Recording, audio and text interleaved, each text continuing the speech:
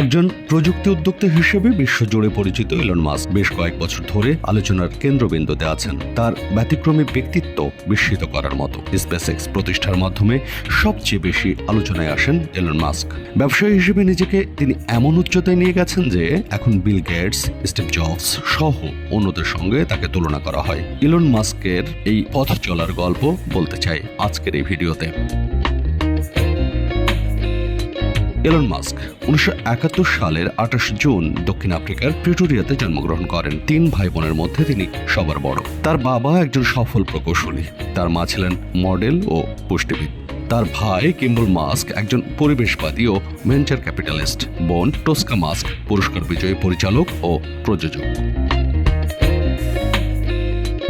Elon Musk স্বাভাবিক সময়ের চেয়ে প্রায় 1 বছর আগে স্কুল জীবন শুরু করেন। তার স্কুল জীবন শুরু হয় ওয়াটারক্লোভ হাউস প্রিপারেটরিতে।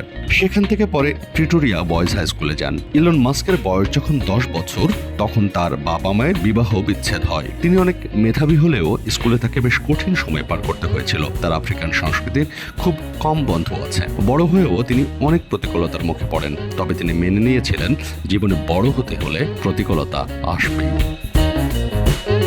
হাই স্কুল জীবন শেষে ইলন মাস্ক পদার্থবিজ্ঞান ও অর্থনীতিতে আগ্রহী হন।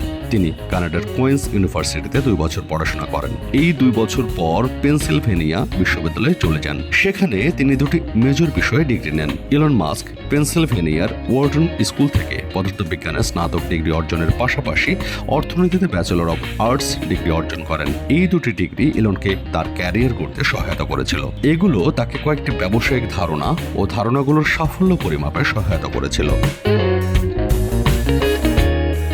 মাস্কের বয়স যখন 24 বছর, তখন তিনি স্ট্যানফোর্ড বিশ্ববিদ্যালয়ে ফলিত পদার্থবিজ্ঞানে পিএইচডি করতে ক্যালিফোর্নিয়া চলে যান। সেখানে বেশ আগ্রহ নিয়েই পিএইচডি প্রোগ্রাম শুরু করেছিলেন, কিন্তু মাত্র 2 দিনের মধ্যে বাদ দেন। মূলত সিলিকন ভ্যালিতে ইন্টারনেটের উত্থানের কারণে তিনি পিএইচডি ছাড়েন। তারপর উদ্যোক্তা হিসেবে ইন্টারনেটের জনপ্রিয়তাকে কাজে লাগিয়ে দুর্দান্ত আইডিয়ার বিকাশ করতে শুরু করেন ইলন মাস্ক। 1995 সালে ইলন মাস্ক ও তার ছোট ভাই কিম্বল মাস্ক জিপ2 নামে একটি কোম্পানি শুরু করেন।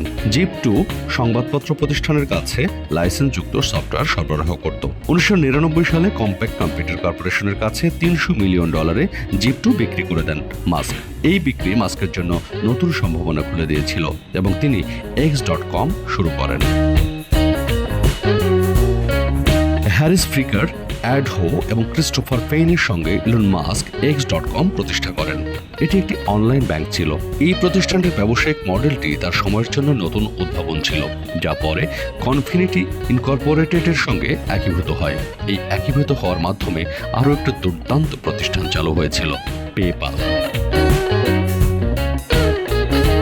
X.com কনফিনিটি ইনকর্পোরেটেড এক হয়ে পেপালের জন্ম হয়। পেপাল তার সবচেয়ে সফল কোম্পানিটির একটি হতে যাচ্ছিল, কিন্তু কনফিনিটির সহ প্রতিষ্ঠাতা পিটার থিয়েল সহ মাস্ক ও অংশীদাররা 2002 সালে এটিকে $1.5 বিলিয়ন স্টক ডিলের জন্য ইবেতে বিক্রি করে দেন। পেপালকে এক পর্যায়ে 1999 সালের সবচেয়ে বাজে ব্যবসায়িক আইডিয়া হিসেবে আখ্যায়িত করা হয়েছিল।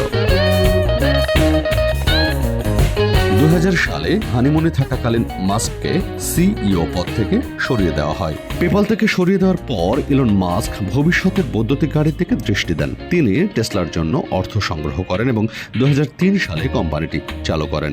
টেসলা মোটরসের মূল লক্ষ্য ছিল অটোমোটিভ শিল্পকে জ্বালানি ব্যবহার থেকে বের করে সবুজ শক্তিতে পরিণত করা। অবশেষে টেসলার প্রথম বৈদ্যুতিক গাড়ি চালু হয় 2008 সাল থেকে। ইলন মাস্ক টেসলার সিইও। টেসলার মডেল 3 বর্তমানে সবচেয়ে জনপ্রিয় বৈদ্যুতিক গাড়ি। বিশ্বব্যাপী প্রায় 1 মিলিয়নেরও বেশি বিক্রি হয়েছে। ইলন মাস্কের আরেকটি প্রতিষ্ঠান স্পেসএক্স। এই প্রতিষ্ঠানের রকেট ডিজাইনের জন্য তিনি মার্কিন বিমান বাহিনী এবং নাসার সঙ্গে বড় চুক্তি করেছিলেন। তিনি সামরিক মিশন পরিচালনার প্রকল্পও গ্রহণ করেন। 2025 সালের মধ্যে মাস্ক নাসার সহায়তায় মহাকাশে একজন নভোচারী পাঠানোর পরিকল্পনা করছেন। গত 20 বছরে স্পেসএক্স রকেট উৎক্ষেপণের ব্যর্থতা ও স্টারশিপ বিস্ফোরণের ঘটনা মোকাবেলা করছে। স্পেসএক্সের নাম বিশ্বব্যাপী ছড়িয়ে পড়েছে। প্রতিষ্ঠানটি মূলত পুনরায় ব্যবহারযোগ্য রকেটের জন্য পরিচিত হয়ে উঠেছে। 2006 সালে মাস্কের চাচাতো ভাইরা মিলে প্রতিষ্ঠা করেন সোলার সিটি। এই প্রতিষ্ঠানে মাস্ক পৃষ্ঠপোষকতা করেছিলেন। তিনি ছিলেন তাদের প্রধান আর্থিক সহায়তাকারী। এটি একটি সৌরশক্তি কোম্পানি।